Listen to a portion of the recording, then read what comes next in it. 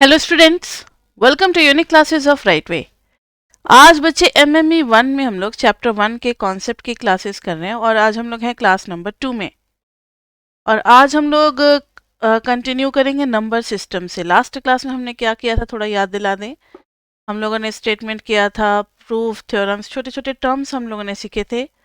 और तो आज बच्चे हम लोग स्टार्ट कर रहे हैं number system, mathematical induction, inequalities, absolute, set theory and relation. Last class में हमने स्टेटमेंट हाइपोथेसिस किया था, फिर इसको प्रूव करने के लिए प्रीमाइसेस, कंक्लूजन, ऐसे छोटे मोटे 4-5 टर्म्स सीखे थे। इनइक्वालिटीज देखा था, इफ एंड ओनली इफ और इफ, ठीक है, नेसेसरी सफिशिएंट कंडीशन के बारे में जाना था। और मेथड ऑफ प्रूफिंग, उससे एक क्वेश्चन आता ही आता है। तो क्लास 1 जो हमने किया उससे भी एक क्वेश्चन आना ही आना है, किसके ऊपर? नेसेसरी एंड सफिशिएंट कंडीशन के ऊपर। और आज जो हम लोग करेंगे इनइक्वालिटीज एंड एब्सोल्यूट वैल्यूज, उससे भी क्वेश्चन आना ही आना है। तो चलो सबसे पहले लिखना आप नंबर सिस्टम। क्या लिखोगे सबसे पहले? Number system. तो बच्चे नंबर्स को कितने पार्ट में हम लोग डिवाइड करते हैं? नंबर्स जो है वो 2 टाइप के होते हैं। एक होता है रियल नंबर्स और दूसरा क्या होता है?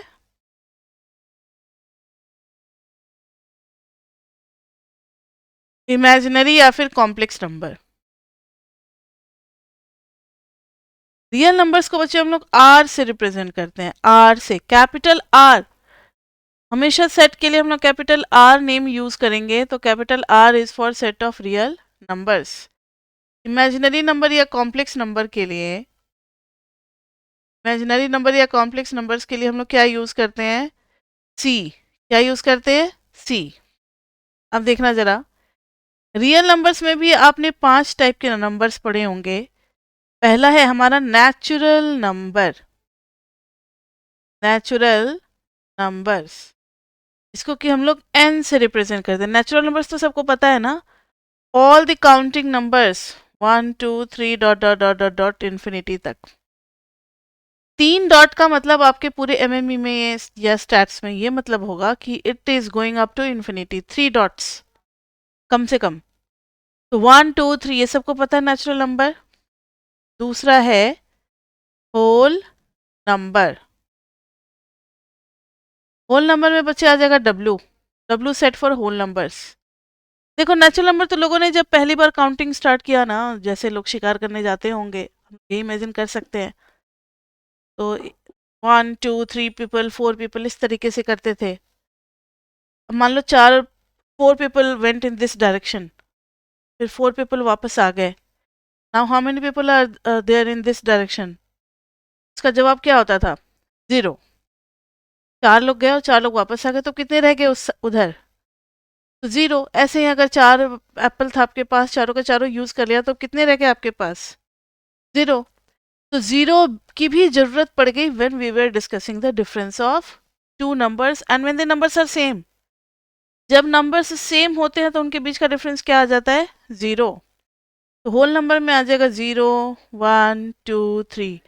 मतलब नेचुरल नंबर और होल नंबर में सिर्फ एक 0 का फर्क है। नेक्स्ट है इंटीजर्स। इंटीजर्स में बच्चे हम लोग जेड से रिप्रेजेंट करेंगे, जेड से सेट को रिप्रेजेंट करेंगे। And Z contains number in the form of P by Q. बच्चे आप अपना माइक म्यूट कर लें, जब आपको क्वेश्चन पूछना होगा तभी आप अनम्यूट करना। P by Q where P Q belongs to Z. Oh sorry, ये तो रैशनल नंबर में होगा ना। इंटीजर्स में तो सीधा 0 plus minus 1 plus minus 2 plus minus 3, मतलब पॉजिटिव नेगेटिव सारे counting numbers including 0, these are called integers. बहुत इजी है, कोई भी डेसिमल वाला नहीं आएगा, सिर्फ होल नंबर होंगे और वो भी प्लस माइनस साइन के साथ। इंटीजर्स के बाद आते हैं बच्चे Q, rational number. Rational number को किससे रिप्रेजेंट करते हैं? क्यू से। रैशनल नंबर में बच्चे नंबर होंगे in the form of P by Q where P Q belongs to Z and Q is not equal to 0। Denominator 0 नहीं होगा, P by Q rational number, ठीक है। रैशनल नंबर के बाद अब आ जाते हैं ई रैशनल नंबर। यही total 5 types of real number होते हैं। ई रैशनल नंबर, ई रैशनल नंबर को हम कभी कभी आई या कभी कभी स्मॉल आर से भी रिप्रेजेंट करते हैं, वो लिखा हुआ पता लग जाएगा आपको। तो irrational numbers में numbers which cannot be expressed in the form of a rational number, which cannot be written as a ratio of two integers p by q where q is not equal to 0, that is called irrational number, like root 2, root 3, so on। ठीक है, ये सब क्या हो गए? irrational numbers हो गए। अब अभी सबके फिर दो दो पार्ट और बटेंगे, पहले एक कॉन्सेप्ट समझ लो आप। मान लो ये है पाकिस्तान, ये है इंडिया का लैंड, बीच में क्या है?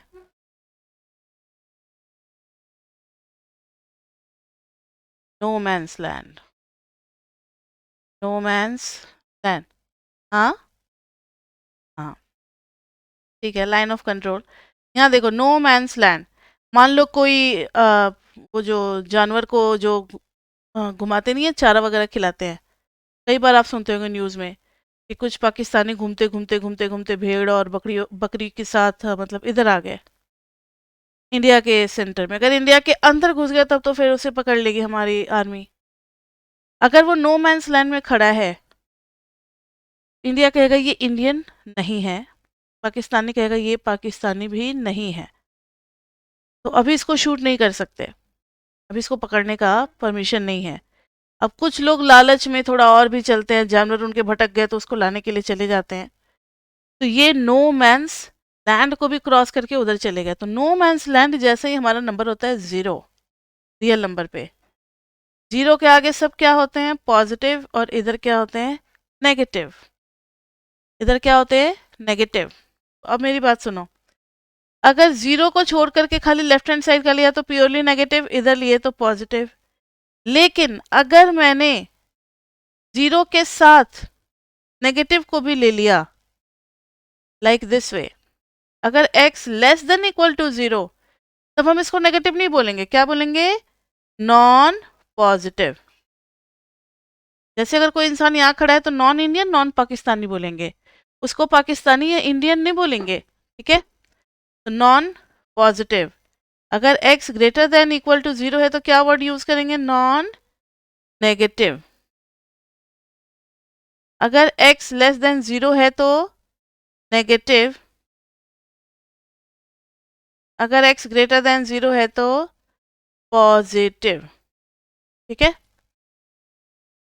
ये हो गया हमारा नेगेटिव और पॉजिटिव का बात। तो अब देखो, सबके अब दो दो ब्रांच निकलेंगे जो मैंने कहा था वो। रियल नंबर में भी पॉजिटिव रियल नंबर और नेगेटिव रियल नंबर ऊपर लिखेंगे, प्लस माइनस। नेचुरल नंबर में तो खैर सभी पॉजिटिव होते हैं तो नेगेटिव होने का कोई बात ही नहीं है। होल नंबर में भी सब नॉन नेगेटिव होते हैं तो इसमें प्लस माइनस करने का कोई बात नहीं है। लेकिन इंटीजर्स में जेड प्लस और जेड माइनस हम ऐसे वाला सिंबल यूज कर सकते हैं। रैशनल्स में भी क्यू प्लस और क्यू माइनस वाला सिंबल यूज कर सकते हैं। इसमें भी ई रैशनल में आई प्लस और आई माइनस वाला सिंबल यूज कर सकते हैं। ठीक है, तो ये हो गया हमारा number system.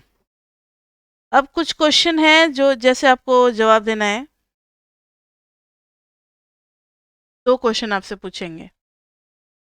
Is 0 a rational number? क्या 0 हमारा रैशनल नंबर है? क्यों? क्योंकि 0 को हम किस तरीके से एक्सप्रेस कर सकते हैं? 0 को लिख सकते, हाँ 0 भाई कुछ भी 1 2 3 4 कुछ भी 5 डाल दिया, ये भी इंटीजर ये भी इंटीजर, और डिनोमिनेटर तो 0 नहीं है ना, तो 0 एक रैशनल नंबर हो गया। ये बिलोंग कर जाएगा किससे? क्यू से। 0 बिलोंग कर जाएगा क्यू से, तो 0 एक रैशनल नंबर है। अब 0 को क्या हम z प्लस एंड 0 को z माइनस लिख सकते हैं?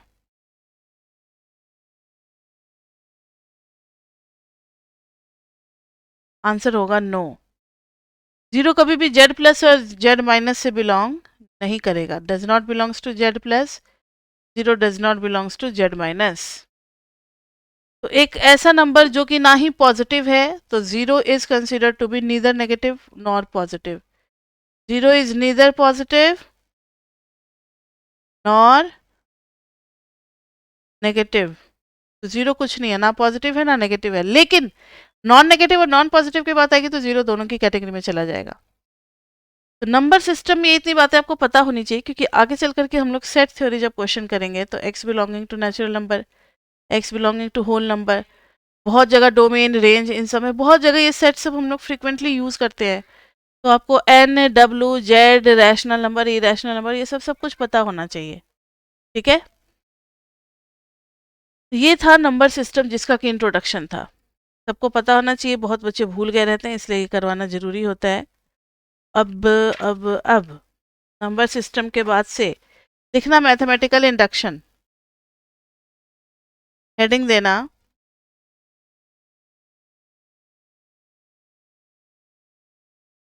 मैथमेटिकल, ना सी मैथमेटिकल इंडक्शन. मैथमेटिकल इंडक्शन तो आप लोगों ने 11th में पढ़ा था या नहीं पढ़ा था? अच्छा, आप लोगों के कोर्स में था 11th में. अच्छा, ठीक है. तो आप लोग मतलब कोरोना बैच वाले बच्चे हो, डिलीटेड था तो कोई बात नहीं. अब आपको मैथमेटिकल इंडक्शन थोड़ा सा डिटेल में अच्छे से पढ़ना है. 11th जैसे सारे क्वेश्चंस तो हमें नहीं करने, मैट्रिसेस में हम लोगों को लगाना पड़ता है ये मैथमेटिकल इंडक्शन. क्योंकि हम लोग जो माइक्रो माइक्रो पढ़ते हैं ना, इसमें बाकी मैथमेटिकल स्टेटमेंट से मतलब नहीं है. सिर्फ मैट्रिक्स वाले केस में कभी कभी 2 बार 3 बार 4 बार मल्टीप्लाई करना पड़ता है और हमें जनरलाइज करना पड़ता है उसको. उसके लिए मैथमेटिकल इंडक्शन सीख रहे हैं. मैथमेटिकल इंडक्शन हम लोग लगाते हैं to prove any generalised formula. To prove any generalised formula. इसके स्टेप्स क्या क्या होते हैं अभी स्टेप्स लिख लो, जब एक क्वेश्चन करेंगे तब क्लियर होगा. स्टेप 1,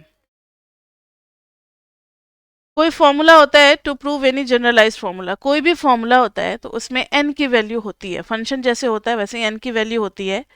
तो स्टेप 1 में हम शो करते हैं, we show this formula, we show this formula to be true for starting value of n, for starting value of n such that n is equal to 1 या 2 किसी भी एक वैल्यू के लिए. ठीक है. n is equal to 1 2 dot dot dot. फिर है स्टेप 2, we assume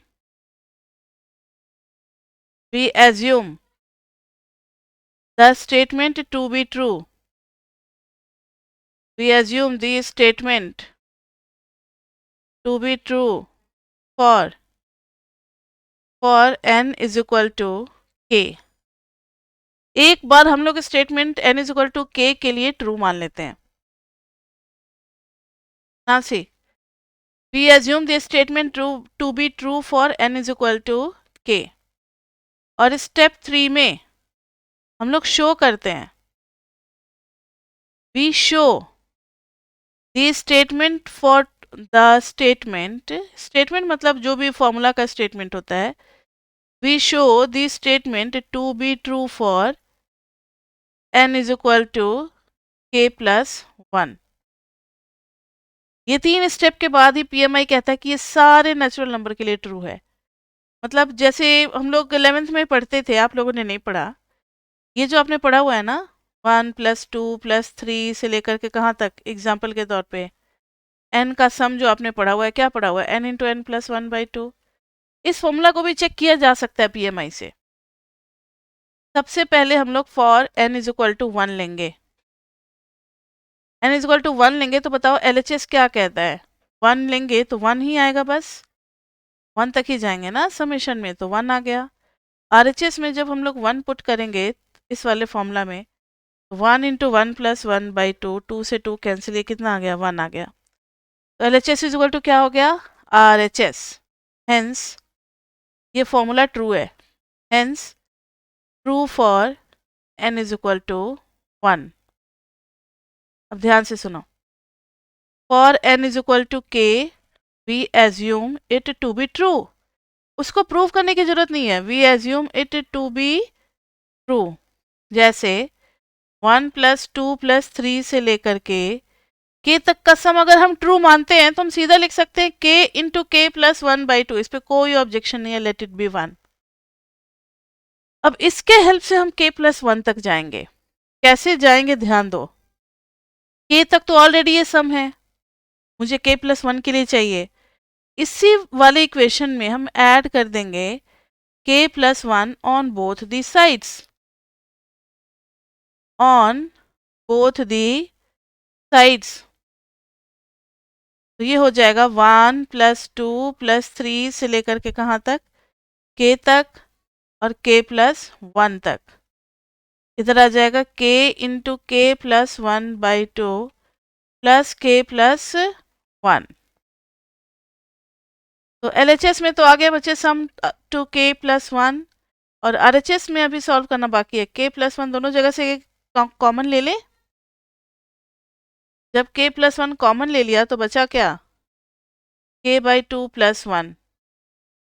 तो ये आ गया k प्लस 1 इंटू के प्लस 2 बाई 2। ऐसा नहीं लग रहा कि जब भी फॉर्मूला k के लिए ट्रू है तो k प्लस 1 के लिए भी ट्रू है। आप कंपेयर करो जरा, लास्ट वैल्यू k प्लस 1, तो दैट इंटू उससे एक बड़ी वैल्यू और अपॉन में 2। तो जब भी k के लिए ट्रू होगा तो k प्लस 1 के लिए भी ट्रू होगा ही होगा ये formula. Hence by PMI, hence by PMI it is true for all n belonging to natural number। मतलब अब इसमें आप 50 तक का सम निकाल दो, 1000 तक का सम निकाल दो, 2000 तक का सम, सब सही होगा। ऐसा नहीं है कि शुरुआत के 10-20 वैल्यूज के लिए ट्रू है और आगे ये फॉर्मूला वैलिड नहीं है। यही हम लोग चेक करते हैं कि ये फॉर्मूला सारे नेचुरल नंबर के लिए वैलिड होगा या नहीं होगा। कहीं ऐसा तो नहीं कि कुछ केसेस तक के लिए शुरुआत के लिए वैलिड है, बाद में फिर ये नहीं लगा पाते हम लोग। यही बस चेक करते हैं इंडक्शन के थ्रू। अब देखो, कहोगे कि मैम अचानक से ये कैसे प्रूव हो गया, कुछ समझ में नहीं आया। तो ध्यान से सुनो, ये फॉर्मूला 1 के लिए ट्रू था। अब अभी जो हम लोगों ने देखा कि whenever it is true for k, whenever it is true for k, it is true for k plus 1 also। तो जैसे ही 1 के लिए ट्रू है, ये 2 के लिए भी अपने आप ट्रू हो गया। इसने अपने बगल वाले को इंड्यूस कर दिया, तभी तो इंडक्शन नाम है इसका। इंड्यूस का मतलब होता है without touching it is affecting. अब 2 के लिए ट्रू है तो 3 के लिए भी ट्रू हो गया, 3 के लिए तो नेक्स्ट यानी 4 के लिए भी ट्रू हो गया। ऐसे ये इंड्यूस करेगा और धीरे धीरे ये सारे n के लिए ट्रू हो जाएगा। समझ में आई बात कुछ मैथमेटिकल इंडक्शन के बारे में? ये भी टेक्निक यूज होता है बच्चे बहुत जगह, मैथमेटिकल इंडक्शन, मतलब कभी भी कहीं भी यूज हो सकता है। समझ में आया सभी को? समझ में आ गया तो एक क्वेश्चन करते हैं। मैंने जैसा कि आपको कहा, इकोनॉमिक्स में इन सब फॉर्मूला को नहीं जरूरत पड़ता प्रूव करने का, ये सब हम लोग डायरेक्टली यूज कर देते हैं। हमें इसको प्रूव करने की क्या जरूरत है, क्योंकि ये सब तो रटे रटाए हुए फॉर्मूले हैं। लेकिन मैट्रिसेस के केस में हमें फाइंड आउट करना होता है, फॉर्मूला निकालना होता है और उसको चेक करना होता है, इसलिए इंडक्शन पढ़ रहे हैं हम लोग। तो मैट्रिसेस के लिए जैसे मान लो, let a is equal to 1 माइनस 1 0 और 1। क्वेश्चन में है कंप्यूट फॉर्मूला, कंप्यूट नहीं, गेस फॉर्मूला। आपको गेस करना है formula for a to the power n and prove your guess by PMI। Now see, सबसे पहले a इज इक्वल टू है 1 माइनस 1 0 और 1। आपको a to the power n तक पहुंचना है तो a स्क्वायर करेंगे, 1 0 माइनस 1 1 इंटू 1 0 माइनस 1 1। मल्टीप्लाई करेंगे तो क्या हो जाएगा, देखना जरा, इसको इसके साथ फिर सेकेंड कॉलम के साथ यही करते हैं ना। 1 into one minus 1 into zero 1 1। अब मुझे बताने की ज़रूरत है क्या, -1 और फिर -1 -2 0 इंटू वन 0 1 इंटू ज़ीरो 0 फिर 0 इंटू -1 0 1 आ गया। अब ए क्यूब निकालेंगे तो ए स्क्वायर इंटू ए 1 0 ऐसे 2-3 बार निकालना जरूरी होता है क्योंकि इस बार फॉर्मूला हमें गिवन नहीं है, फॉर्मूला हमें खुद बनाना है। एक बार और 1 को लिखेंगे 1 0 -1 1 ए क्यूब में देखना क्या आ जाएगा। अब फिर से वही बात, रो को कॉलम कॉलम से करेंगे, ठीक है। तो 1 को 1 से करेंगे, -2 को 0 तो 1 आ गया, -1 और -2 -3 आ गया, 0 और 0 आ गया, 0 -1 और 1 आ गया। अब देखो जरा हम जो शेड कर रहे हैं उसको ध्यान देना। ओ क्या गया कैसे, ठीक है। ये देखो, ये a का पावर 1 तो -1, a का पावर 2 यहाँ क्या -2, a का पावर 3 तो यहाँ क्या -3। बाकी की जो वैल्यूज है 1 0 1 1 0 1 ये नहीं बदलने वाला।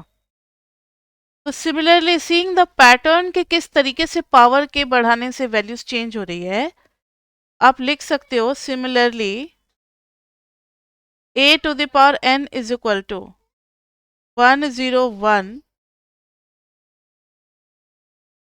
1 0 1 minus n। a to the power n क्या हो गया 1 0 1 माइनस n। ये हो गया गेस वर्क। अब इस गेस वर्क को हमें चेक भी करना है कि ये सही है या नहीं है। अब इस गेस वर्क को टू प्रूव कि हाँ ये फॉर्मूला सबके लिए ट्रू है, कहीं ऐसा तो नहीं कि हमने ए स्क्वायर ए क्यूब निकाला इसलिए ये सही आ रहा है, ए 10 तक भी चलो सही आता लेकिन ए 11 से ये फॉर्मूला वैलिड नहीं होता, कहीं ऐसा तो नहीं हो रहा। तो इंडक्शन इस बात को प्रूव कर देगा। To prove a to the power n equal to 1 0 minus n 1 is true for all n belonging to natural number। ये हमें प्रूव करना है। तो देखो अब आ रहा है पीएमआई, पीएमआई लगाएंगे तो for n is equal to 1, LHS में क्या मिलेगा हमें a to the power 1 is equal to a और a की वैल्यू कितनी है 1 0 -1 1। आरएचएस में क्या मिल रहा है, आरएचएस के अकॉर्डिंग इसके अकॉर्डिंग 1 0 -1 1 दोनों सेम है, hence true for n is equal to 1। Now see, for n is equal to k, let it be true। अगर हमने n is equal to k के लिए इसको सही मान लिया है इस स्टेटमेंट को, अगर n is equal to k के लिए सही माना है इस स्टेटमेंट को, तो हमें क्या मिलेगा a to the power k is equal to 1 minus k 0 और 1, 1 minus k 0 और 1, ठीक है। अब देखो मुझे ये बताओ कि ये तो ट्रू है, इसको चेक करने की जरूरत नहीं है, लेकिन अब मुझे k से k+1 पहुंचना है, क्या करना चाहिए।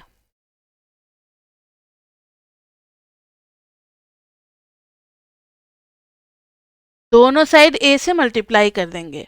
ध्यान से देखो यहाँ जो है ना, हाँ a का पावर k है, अगर पावर एक बढ़ाना है एक बार और a से मल्टीप्लाई करना पड़ेगा।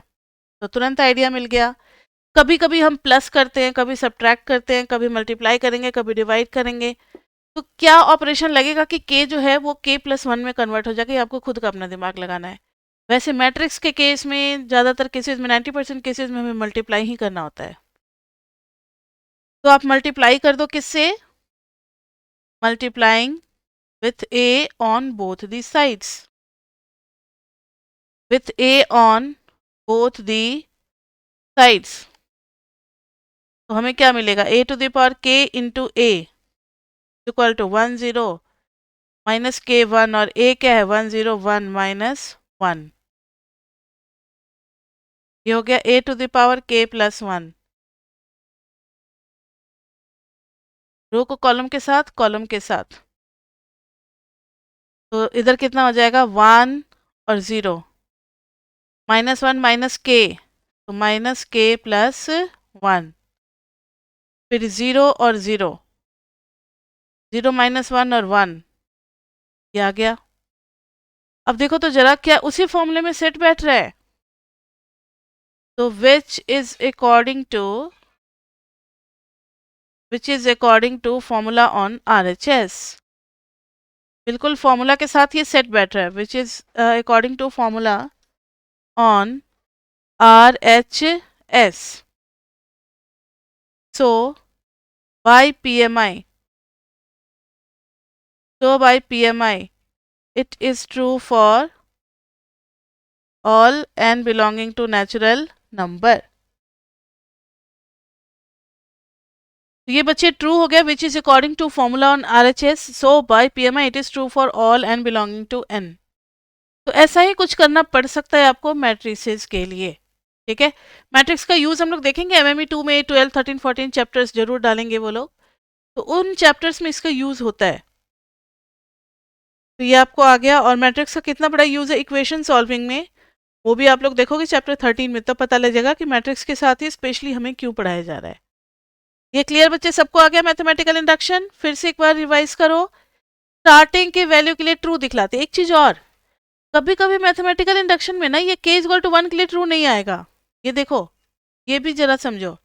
अगर n इक्वल टू 1 के लिए ट्रू नहीं आएगा तो आप 2 के लिए देखोगे, 2 के लिए नहीं आएगा, 3 के लिए देखना है, मतलब तब तक हमें स्टार्टिंग वैल्यू ना मिल जाए तब तक हमें चलते रहना है।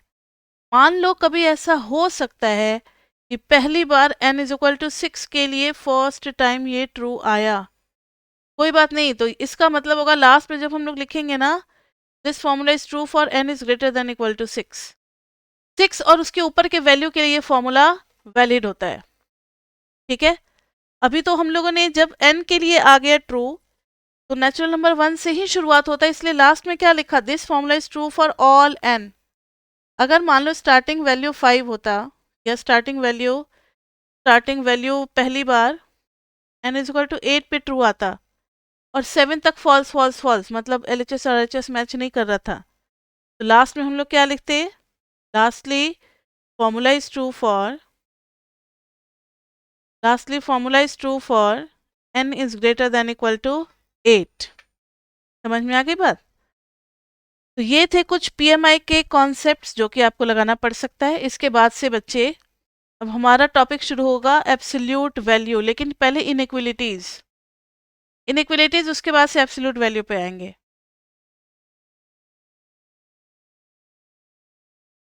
इनइक्विलिटीज इज इक्वल टू तो आपको पता है, अगर मैंने x इक्वल टू a डाल दिया तो ये क्या है, x is equal to a, x less than a, x is greater than a, x is less than equal to a, x is greater than equal to a, x is between a and b exclusive, x is between a and b inclusive, ठीक है। तो ये इतने सारे हैं, तो आप बगल में लिखते चलो। इज इक्वल टू तो आपको पता है, खैर इज इक्वल टू ये तो इनइक्वलिटी में नहीं आता, यहाँ पर is x is less than a, यहाँ पे x is greater than a, x is greater than a, यहाँ पर है x is at most a। ये चीज आप लोग सीख लें क्योंकि स्टैट्स में भी आपका चैप्टर 3 में यूज होगा, और वैसे हमने हिस्टोग्राम में भी यूज किया है एटलीस्ट और एट मोस्ट का कॉन्सेप्ट चैप्टर 1 में स्टैट्स में, वहां भी आप लोग पढ़ोगे। तो एट मोस्ट a मतलब x जो है वो a मैक्सिमम तक जा रहा है, a से ऊपर नहीं ले रही वैल्यू, यानी x जो है वो माइनस इन्फिनिटी से a तक जाएगा। यहाँ पे है x is at least a,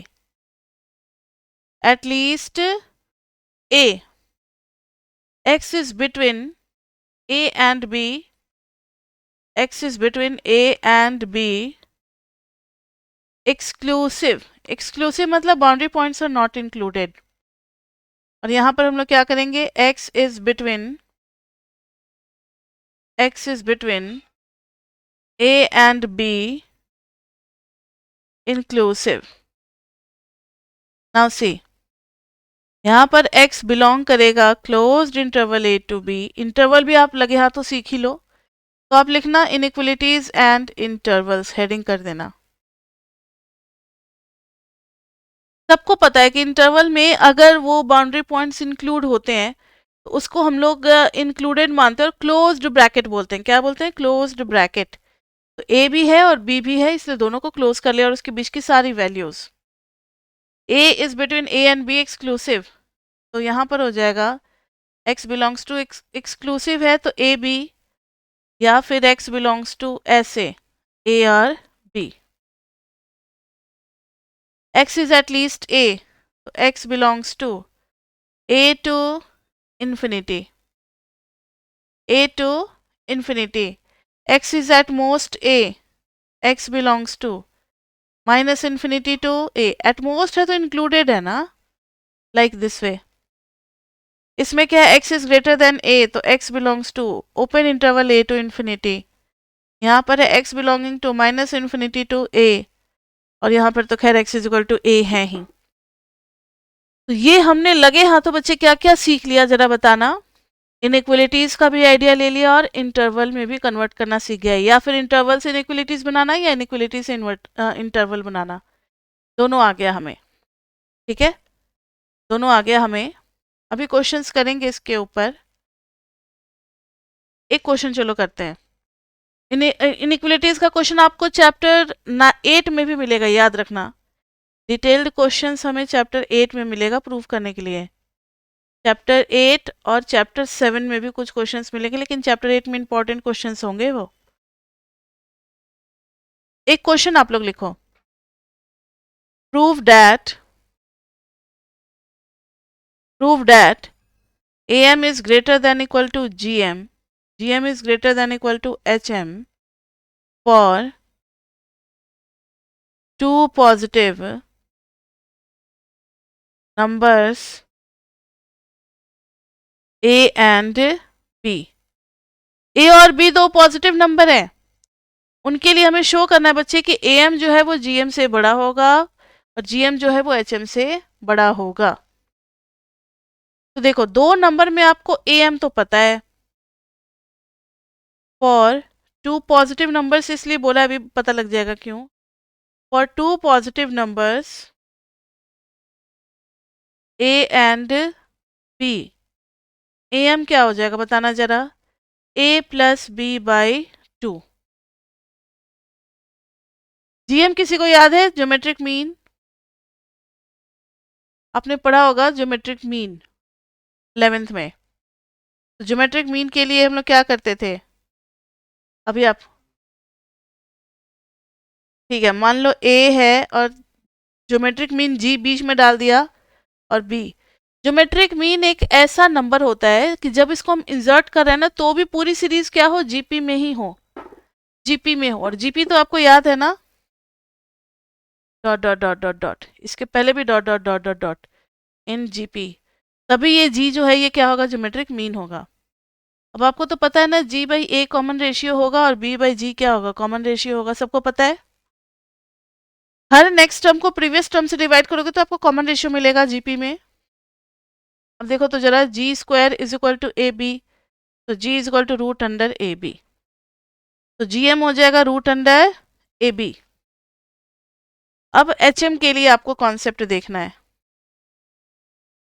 H M में देखो बच्चे, एच एम के लिए let a b are in A P, then 1 by a 1 by b are in HP।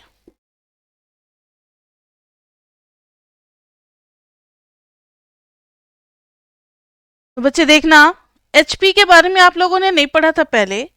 पहले आप लोगों ने किसके बारे में पढ़ा हुआ है, AP और GP के बारे में।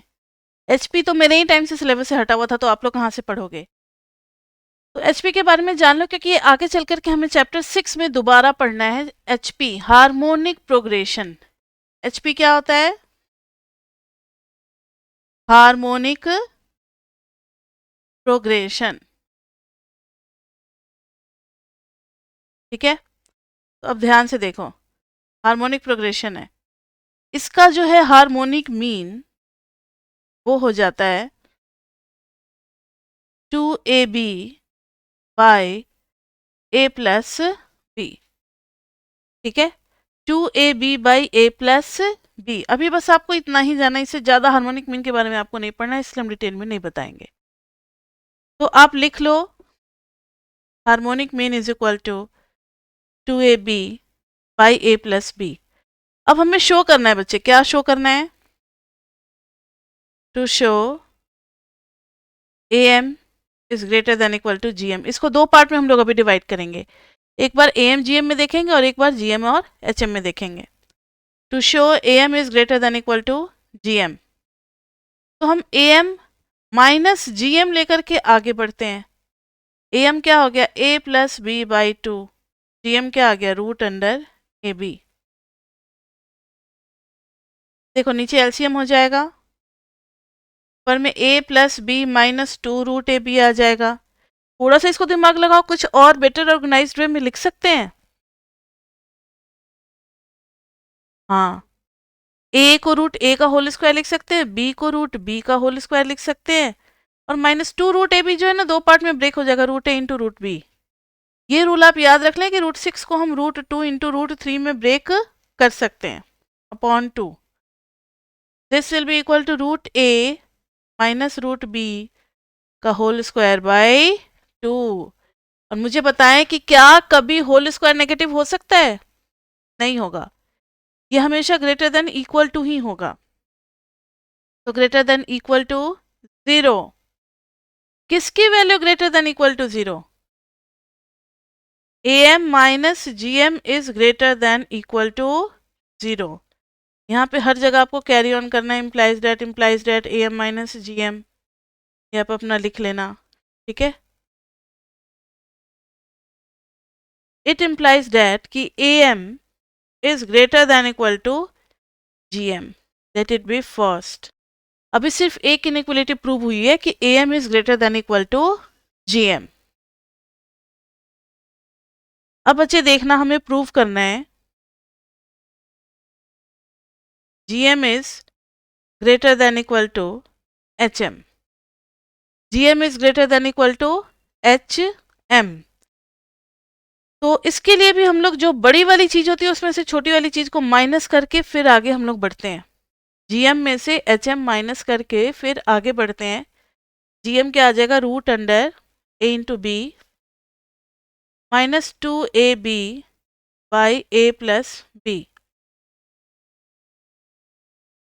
तो देखो जरा यहाँ पर क्या तरीका होगा, रूट ए बी, ये रूट ए बी का होल स्क्वायर है, तो हम लोग रूट ए बी कॉमन ले लेंगे, तो आ जाएगा 1 minus 2 root a b by a plus b. This will be root a b, a plus b minus 2 root a b upon में ए प्लस बी, ये आ गया रूट ए बी। फिर से वही बात, रूट ए का होल स्क्वायर रूट बी का whole square minus 2 root a into root b by a plus b. This will be root under a b, root a minus root b का whole square upon में a plus b. अब मुझे बताओ, जब दोनों positive numbers हैं, कौन कौन? ए और बी, तो ए और बी का प्रोडक्ट क्या होगा? पॉजिटिव। अब अंडर रूट में अगर पॉजिटिव नंबर है तो बाहर भी क्या आएगा बताओ? Positive. Root a minus root B. अच्छा एक चीज़, अब आप कहोगे मैम हमेशा तो रूट के अंदर में पॉजिटिव ही होगा, तो क्या हमेशा हम लोग को पॉजिटिव ही लिखना चाहिए? ध्यान से सुनो जो बता रहे हैं। इसका मतलब ये हुआ कि अगर 5 इंटू 5 है तो हम 5 लिखेंगे, लेकिन अगर दोनों नेगेटिव होते तो फिर बाहर में क्या आता? नेगेटिव। समझ में आ गई बात? इसलिए बोल रहे हैं कि अगर a और b पॉजिटिव है तो रूट ए बी भी क्या होगा, पॉजिटिव। ये भी क्या है, root a minus root b का whole square, non negative greater than equal to 0, और a प्लस बी क्या है, पॉजिटिव। तो लिख देंगे ग्रेटर देन इक्वल टू 0। किसकी वैल्यू आई है, G M minus H M की। तो which implies G M is greater than equal to H M. अब जरा आप देखो, now A M minus A M is greater than equal to G M and G M is greater than equal to H M. It implies that, ध्यान से सुनो, सबसे छोटी value H M, उससे बड़ी वैल्यू जी एम, और G M से भी बड़ी वैल्यू क्या, ए एम। सबसे छोटी value H M, H M से बड़ी वैल्यू जी एम, और जी एम से भी बड़ी वैल्यू क्या, ए एम। तो लिख देंगे A M is greater than equal to G M, G M is greater than equal to H M. तो ये एक क्वेश्चन हुआ कंप्लीट। इस क्वेश्चन में जरूरी नहीं कि यही सेम क्वेश्चन आ जाए A M G M H M, लेकिन किसी चीज को किसी से बड़ा प्रूव करने का तरीका एक ये भी है कि बड़े में से छोटे का माइनस ले लो और उसको थोड़ा सा मैनिपुलेट करो, वो कुछ ना कुछ पॉजिटिव चीज आ जाएगी, तो फिर बड़ा वाला अपने आप छोटे वाले से क्या हो जाएगा, बड़ा हो जाएगा। ये मेथड है। समझ में आई बात, सबको ये बात आई समझ में।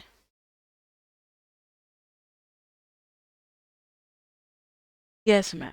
तो अब एब्सोल्यूट वैल्यू टॉपिक लिखना, एब्सोल्यूट वैल्यू।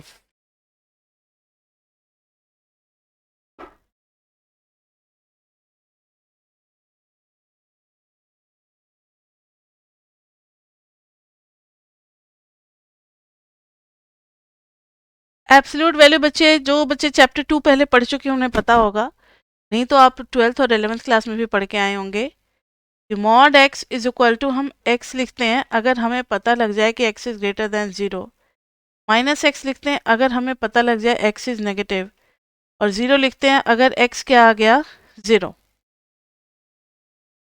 ठीक है, सबको पता ही है।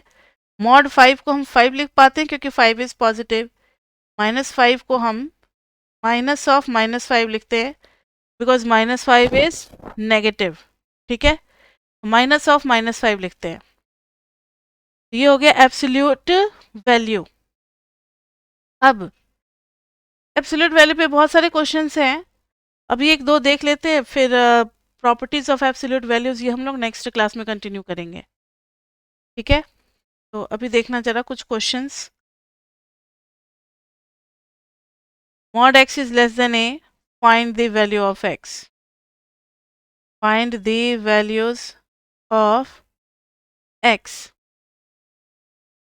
देखो जरा, mod x is less than a, आपके पास दो तरीके हैं, आप आज के बाद से सीख लो। जब भी मॉड एक्स लेस देन ए आएगा तो आप प्लस माइनस एक्स दोनों लिखोगे। जब भी मॉड हटता है, whenever we remove this modulus bracket, modulus bracket जब भी हटेगा तो प्लस माइनस दोनों लगेगा। एक बार एक्स लेस देन ए, एक बार minus x less than a. X less than a तो ठीक है, अब माइनस से दोनों साइड मल्टीप्लाई करोगे, x is greater than minus a. समझ में आई बात। भाई जब 5 3 से बड़ा है, माइनस लगने पे माइनस 5 किससे छोटा हो जाएगा, माइनस 3 से छोटा हो जाएगा। ठीक है, तो दोनों साइड जब माइनस लगा देंगे, minus x is less than a, x किससे बड़ा हो जाएगा, x is greater than minus a. अब इस दोनों पे ध्यान दो,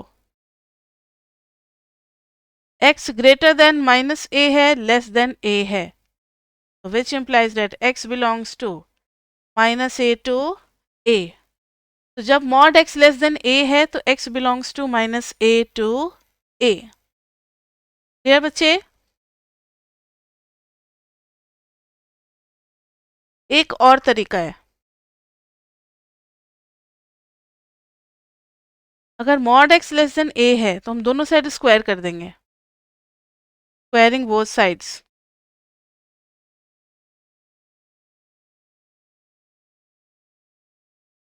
मॉड एक्स का स्क्वायर इज लेस देन ए का स्क्वायर। मॉड एक्स का स्क्वायर करने से क्या होता है, ये एक प्रॉपर्टी है कि चाहे आप मॉड एक्स का स्क्वायर करो या एक्स स्क्वायर करो या एक्स स्क्वायर का मॉड करो, होना तो सबको सेम है।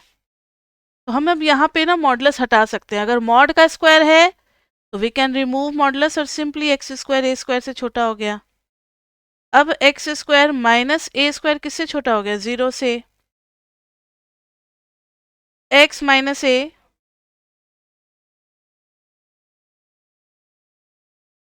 x minus a into x plus a is less than 0.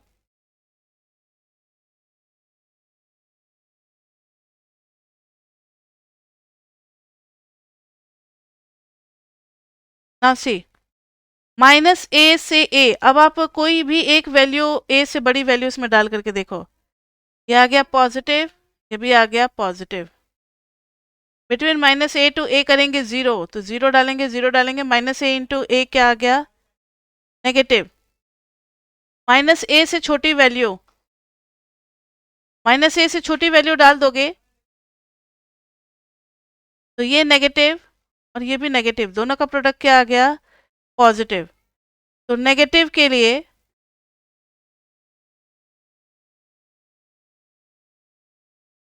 दोनों का जब प्रोडक्ट नेगेटिव है तो x बिलोंग करेगा किससे, नेगेटिव साइड, ये आ गया।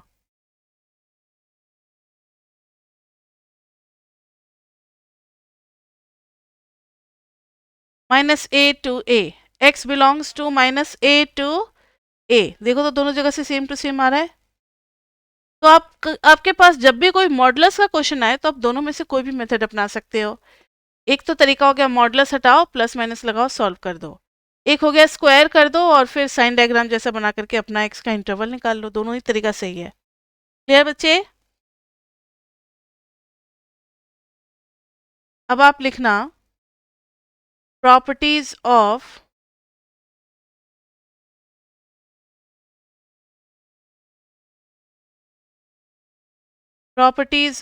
Absolute values.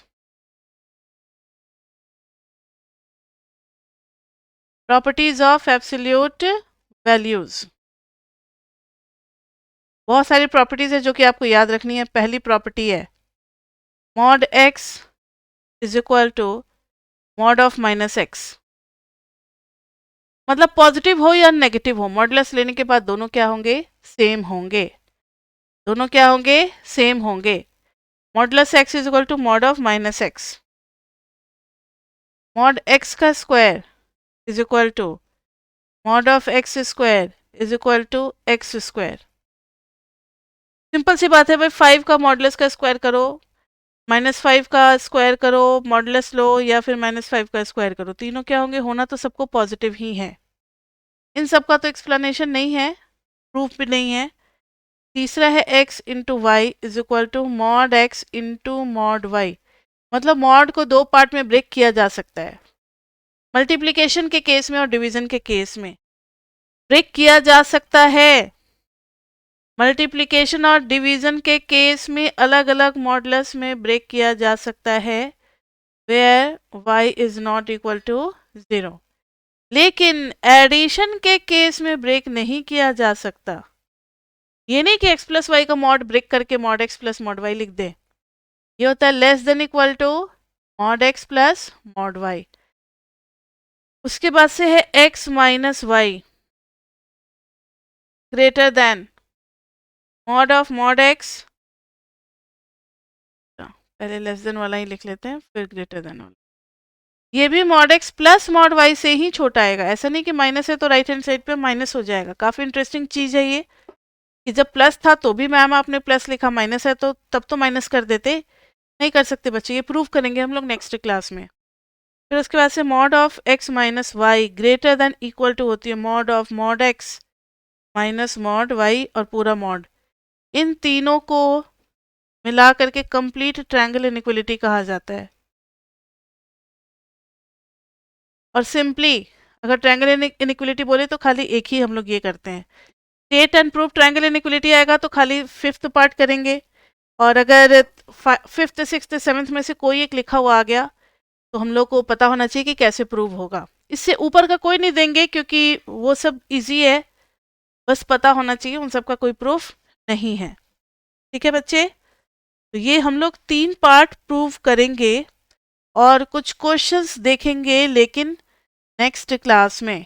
तो नेक्स्ट क्लास विल बी, आज कौन सी क्लास थी हमारी? सेकेंड क्लास थी ना? क्लास थर्ड, चैप्टर 1 कॉन्सेप्ट्स, जिसमें हम लोग ट्रायंगल इनइक्वालिटी करेंगे और कुछ क्वेश्चंस करेंगे।